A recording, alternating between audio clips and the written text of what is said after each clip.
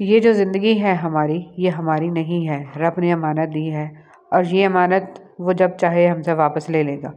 اپنی یہ زندگی اس دنیا کے لیے ضائع نہ کر دینا۔ یہ زندگی جس رب کی ہے اسی کے لیے لگا دیں، اپنا آپ اسی کو سونپ دیں۔ جب مہلت ختم ہوگی پھر کچھ نہیں کر پائیں گے۔ ایسے زندگی جی کر جائیں، بعد میں پچھتانا نہ پڑے۔ تہجد کی توفیق۔ حضرت حسن بصری رحمۃ اللہ علیہ کے پاس ایک نوجوان آیا، کہنے لگا کہ حضرت دعا کریں کہ تہجد کی توفیق مل جائے۔ فرمانے لگے، اے دوست، تم دن کے اعمال ٹھیک کر لو، رات کے اعمال کی توفیق اللہ تمہیں خود ہی دے دے گا۔ ہمارا جسم دنیا کے کاموں کے لیے راتوں کو کتنی دفعہ جگا ہوگا، ہم ان راتوں کی تعداد بھی نہیں گن سکتے۔ اللہ تعالیٰ ہمیں اپنے لیے راتوں کو جاگنے کی توفیق عطا فرمائے، آمین۔ زندگی کی ساری کمائیاں جب موت سے ضرب کھاتی ہیں تو صفر رہ جاتی ہیں، اسی لیے جتنی زندگی ہے وہ مسکرا کے گزاریے۔ یقین مانیے آپ مسکراتے ہوئے بہت اچھے لگتے ہیں۔ یاد رکھیے کہ پیار بھری مسکراہٹ انمول ہوتی ہے، یہ کشش کا راز ہے، یہ دلوں کو جوڑنے والا مختصر ترین راستہ ہے۔ مسکراہٹ صالح صحت کی علامت ہے، مسکراہٹ سے مسائل حل ہوتے ہیں۔ اگر آپ یہ سوچتے ہیں کہ وہ وقت گزر گیا جب مسکرایا کرتے تھے، اب تو پریشانی ہی پریشانیاں ہیں، پریشانیاں تو ضرور آئیں گی، مسکرا کر ویلکم کریں گے تو خود سکون میں رہیں گے۔ دنیا کی نعمتیں ہمیشہ کے لیے نہیں عطا کی جاتی، نہ جوانی سدا قائم رہتی ہے، نہ شان و شوکت، اور یہاں تک کہ صحت بھی۔ لہٰذا کبھی بھی عجز و انکساری کا دامن مت چھوڑیں۔ رب العالمین کو اپنے بندے کی عاجزی، شکر گزاری اور صبر بہت پسند ہے۔ جڑے رہیں اسی ذات کے ساتھ جس نے ہمیں اشرف المخلوقات کا درجہ عطا فرمایا۔ عاجزی اچھی چیز ہے، مگر کبھی کبھی ہماری عاجزی کا غیر ضروری فائدہ اٹھانے لگتے ہیں۔ ہم درگزر کرتے چلے جاتے ہیں اور ان کو ہماری درگزر کی اس قدر عادت ہو جاتی ہے کہ پھر وہ ہمیں مشین اور روبوٹ سمجھ لیتے ہیں، جن کے جذبات اور احساسات نہیں ہوتے۔ ہماری مروت کو ہماری مجبوری سمجھ لیتے ہیں اور ہماری خاموشی کو ہماری بے زبانی، اور جب رشتہ بھی خون کا ہو تو درد کا احساس 10 گنا زیادہ ہو جاتا ہے۔ ہم جیسے لوگ شکوہ بھی نہیں کر سکتے، لڑ بھی نہیں سکتے، مگر دل کا ملال گہرا ہوتا چلا جاتا ہے۔ زبان تلوار نہیں ہوتی، مگر کاٹنے کا کام تلوار سے زیادہ بہتر انجام دیتی ہے۔ انسان کی فطرت بھی عجیب ہے، وہ تنقید جیسے سچائی پر ناراض ہوتا ہے اور خوشامد جیسے دھوکے پر خوش ہوتا ہے۔ فرمان مصطفیٰ صلی اللہ علیہ وسلم، اگر تم چاہتے ہو کہ تمہارا دل نرم ہو جائے اور تم اپنی مرادوں کو پا لو تو یتیموں پر رحم کیا کرو۔ اچھا ضرور بنے، مگر ثابت کرنے کی کوئی ضرورت نہیں ہے۔ جب تم نماز نہیں پڑھتے تو یہ مت سوچو کہ وقت نہیں ملا، بلکہ یہ سوچو کہ تم سے ایسی کون سی خطا ہوئی کہ اللہ نے تمہیں اپنے سامنے کھڑا کرنا بھی پسند نہیں کیا۔ حضرت علی رضی اللہ تعالیٰ عنہ نے فرمایا، خاموشی اختیار کر لو، مگر کسی سے شکوہ مت کرو، جب عزت نہ ملے تو کنارہ کر لو۔ اور پتہ ہے محبت کیا ہے؟ جب انسان گہری نیند میں ہو اور اس کے کانوں میں اذان کی آواز آئے اور وہ اپنی نیند کو چھوڑ کر اللہ کے لیے نماز پڑھنے کھڑا ہو جائے، یہ ہے سچی محبت۔ آج اگر زندگی مشکل ہے تو کل کی آسانی کا وعدہ بھی اللہ نے کیا ہے۔ اللہ سے مانگو، خوب مانگو، اللہ تمہیں امید سے بڑھ کر دے گا۔ رشتوں اور تعلقات کی بقا کے لیے رابطے ضروری ہوتے ہیں، نظر انداز کرنے سے تو اپنے ہاتھوں سے لگائے ہوئے درخت بھی سوکھ جاتے ہیں۔ قرآن پڑھتے ہوئے لگتا ہے جیسے اللہ دلاسا دے رہا ہو کہ میں ہوں نا تمہارے ساتھ۔ تعلقات کو ٹھیک کرنے میں وقت ضائع نہ کریں، بلکہ خود کو معاشی طور پر ٹھیک کریں، تعلقات خود بخود ٹھیک ہو جائیں گے۔ رسول صلی اللہ علیہ وسلم نے ارشاد فرمایا، اپنی ضروریات کو پورا کرنے کے لیے رازداری کے ساتھ کام لیا کرو، کیونکہ ہر نعمت والے سے حسد کیا جاتا ہے۔ کچھ لوگ بھی بڑے عجیب ہوتے ہیں، ان کو جتنا بھی اپنا سمجھو لیکن وہ ہمیشہ لوگ ہی رہتے ہیں۔ فجر کا سجدہ تھا، چند آنسو تھے، دل کی باتیں تھیں اور دل کا خالق تھا جو کن کا مالک تھا، بہت پرسکون ملاقات تھی جو رب کے ساتھ تھی۔ اپنی دعا قبول ہوتے دیکھنا دنیا کا خوبصورت ترین احساس ہے۔ ضرور قبول ہوگی تمہاری دعائیں، یہ وعدہ ہے اللہ کا۔ اللہ تمہاری بہتری کے لیے تاخیر ضرور کرتا ہے لیکن وہ بھولتا نہیں۔ اس بے چین دنیا میں اگر کوئی سکون میں ہے تو یقیناً اس کا تعلق اللہ سے ہے۔ یہ بات معنی نہیں رکھتی کہ آپ کتنی زبانیں سمجھ سکتے ہو، صرف دل کو سمجھنا ہی آپ کو اہم بناتا ہے۔ مولانا جلال الدین رومی رحمۃ اللہ علیہ۔ اگر خوشحالی چاہتے ہو تو ان 7 چیزوں پر عمل کریں۔ روزانہ قرآن پاک کی تلاوت کریں، اللہ کا شکر ادا کریں، اللہ تعالیٰ سے گناہوں کی معافی مانگیں، ماں باپ اور رشتہ داروں کے ساتھ اچھا برتاؤ کریں، صبح کے وقت سورہ یاسین اور شام کے وقت سورہ واقعہ پڑھیں، 5 وقت کی نماز پڑھیں اور غریبوں اور مجبوروں کی مدد کریں۔ نماز کی قضا۔ رسول صلی اللہ علیہ وسلم نے ارشاد فرمایا، اگر کوئی نماز پڑھنا بھول جائے تو جب بھی یاد آئے اس کو پڑھ لے، اس قضا کے سوا اور کوئی کفارہ اس کی وجہ نہیں ہوتا، اور اللہ تعالیٰ نے فرمایا ہے اور میری یاد کے لیے نماز قائم کرو۔ رسول صلی اللہ علیہ وسلم نے ارشاد فرمایا، سارے انسان خطا کار ہیں اور خطا کاروں میں سب سے بہتر وہ ہیں جو توبہ کرنے والے ہیں۔ میں اللہ سے بخشش مانگتا ہوں اور اس کے حضور توبہ کرتا ہوں، مجھے اس پر رحم آتا ہے۔ نبی کریم صلی اللہ علیہ وسلم مدینہ میں اپنی بیویوں کے سوا اور کسی کے گھر نہیں جایا کرتے تھے مگر سلیم کے پاس جاتے۔ حضرت صلی اللہ علیہ وسلم سے جب اس کے متعلق پوچھا گیا تو آپ صلی اللہ علیہ وسلم نے فرمایا کہ مجھے اس پر رحم آتا ہے، اس کا بھائی حرام بن ملحان میرے کام میں شہید کر دیا گیا۔ زندگی میں کچھ لوگ خوشبو کی مانند ہوتے ہیں، ساتھ نہیں ہوتے، نظر بھی نہیں آتے، لیکن ان کی چاہت، ان کا خلوص اور ان کی باتیں تاعمر ہماری سوچ میں، ہمارے الفاظ میں اور زندگی کے ہر پہلو میں مہکتے رہتے ہیں۔ اچھے اخلاق والے لوگ ہمیشہ کے لیے دل میں بس جاتے ہیں۔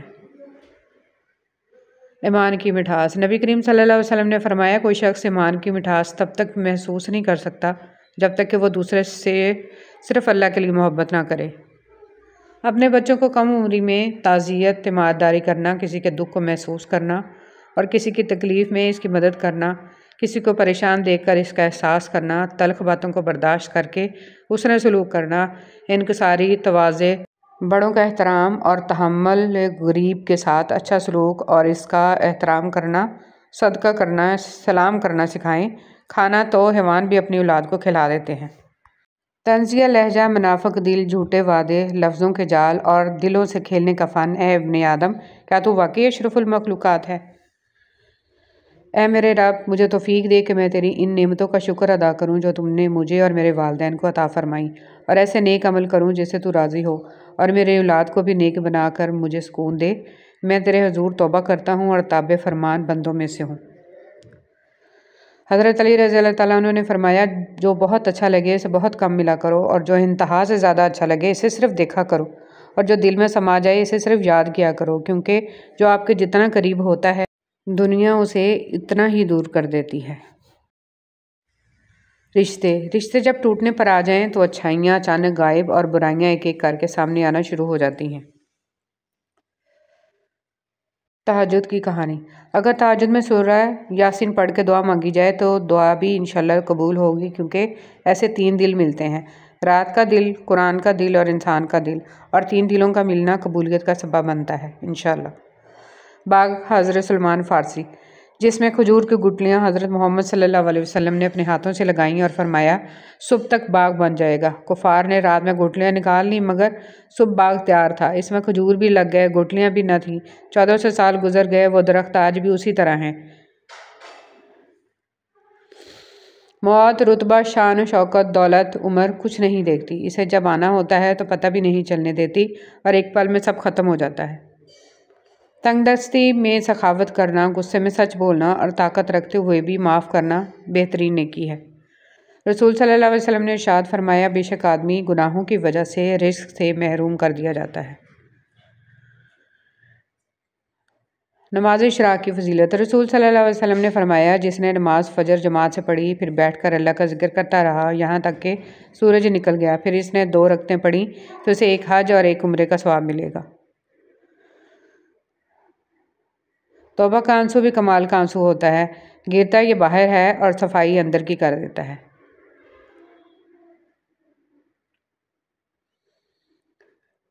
دنیا کی سب سے سستی چیز مشورہ ہے، 1 سے مانگو تو 1000 دیتے ہیں۔ دنیا کی سب سے مہنگی چیز مدد ہے، ہزاروں سے مانگو تو کوئی 1 دیتا ہے۔ ہر دفعہ آپ کو اپنا غم بانٹنے کے لیے کاندھا میسر نہیں ہوتا، لیکن سجدہ کرنے کے لیے زمین ہر وقت میسر ہے، اور آپ اپنا دکھ اپنے رب کریم سے ہر وقت بانٹ سکتے ہیں۔ یہ سہارا سب سہاروں سے بڑا سہارا ہے۔ رسول صلی اللہ علیہ وسلم نے فرمایا، ایک شخص راستے پر چل رہا تھا کہ اس نے وہاں کانٹے دار ڈالی دیکھی، اس نے اسے اٹھا لیا تو اللہ تعالیٰ نے اس کا یہ عمل قبول کیا اور اس کی مغفرت کر دی۔ مخلص شخص کو ہمیشہ بیوقوف سمجھا جاتا ہے، حالانکہ ایسا نہیں ہوتا، وہ سب سمجھتا اور جانتا ہے، بس وہ اپنے صبر کی وجہ سے لوگوں کی گھٹیا حرکات کو نظر انداز کر دیتا ہے۔ مرد کا حیادار ہونا بھی اتنا ہی ضروری ہے جتنا عورت کا، کیونکہ حدیث مبارکہ قیامت تک آنے والے امت محمد صلی اللہ علیہ وسلم کے ہر فرد کے لیے ہے، چاہے وہ مرد ہو یا عورت۔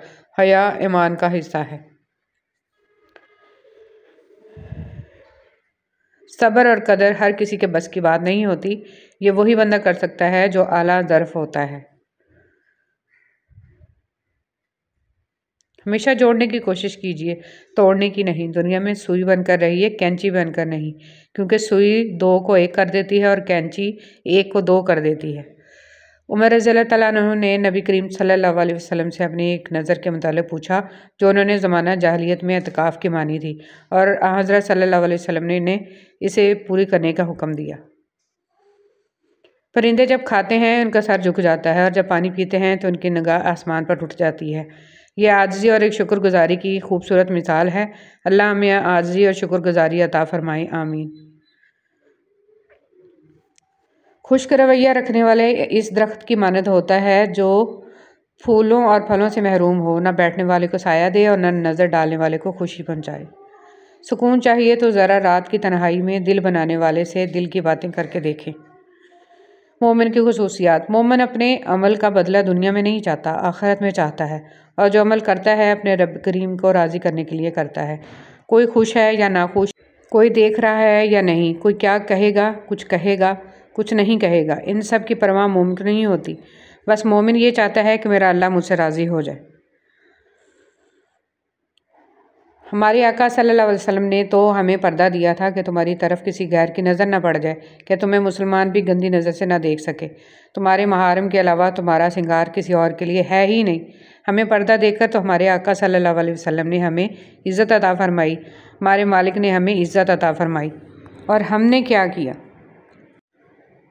بندہ مومن کو دنیا میں جتنی بھی تکالیف اور پریشانیاں آتی ہیں ان کے بدلے اس کے صغیرہ کبیرہ گناہ معاف ہو جاتے ہیں، اور اس کا اجر بھی ملتا ہے، یہاں تک کہ اگر بندہ مومن کو راستے میں چلتے ہوئے ٹھوکر لگے یا کانٹا چبھے تو اس کے بدلے بھی اللہ تعالیٰ اس کو اجر بھی عطا کرتا ہے اور اس کے صغیرہ گناہ بھی مٹاتا ہے۔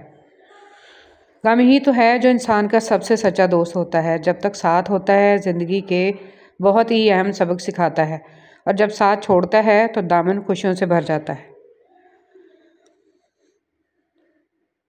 نیتوں کی درستگی عبادت کی قبولیت کا باعث۔ عبادتوں کی قبولیت محض جھکنے سے مشروط نہیں ہے، بلکہ نیتوں کی بھی پابند ہوتی ہے۔ اگر نیتوں میں ذرا سا بھی کھوٹ ہو تو پھر ساری مشقتیں بیکار جاتی ہیں۔ اس دنیا میں کوئی بھی شخص اتنا برا نہیں کہ وہ شیطان ہو، اور کوئی بھی شخص اتنا اچھا نہیں کہ وہ فرشتہ ہو۔ تو درگزر کرنا سیکھیں، محبت کرنا سیکھیں اور معاف کرنا سیکھیں۔ خود کو نیکیوں کا بخار نہیں چڑھنے دیں۔ جب بھی اپنا آپ دوسروں کی نسبت اچھا لگنے لگے، جب بھی نیکیوں پر دل مطمئن ہونے لگے کہ میں نے تو بہت کچھ کر لیا، تو فوراً استغفار کیا کریں، ورنہ یہیں سے شیطان آپ کو ٹریپ کر لے گا اور یہ بہت کچھ کر چکنے کا احساس آپ کو مزید کچھ بھی کرنے سے روک دے گا۔ استغفر اللہ۔ اے اللہ، آنکھ دیکھتی ہے تو تیرے حکم سے، نگاہ ہوتی ہے تو تیرے کرم سے، تخیل کو پاکیزگی ملتی ہے تو تیرے حکم سے، سانس چلتی ہے تو تیرے حکم سے، قلم چلتا ہے تو تیرے حکم سے، تیری راہ ملتی ہے تو تیری رضا سے، میرے پاس کچھ بھی اپنا نہیں، سب تیرا ہی تو ہے۔ تو آج تک مہربان رہا تو تو نے مہربانیاں ہی کی، نہ میرے اعمال کسی قابل ہیں اور نہ میرا وجود، بس تو اپنی رحمت سے ہمیں سنبھال لے اور ہمارے دن اور رات اور دنیا اور آخرت کے تمام معاملات سدھار دے، آمین یا رب العالمین۔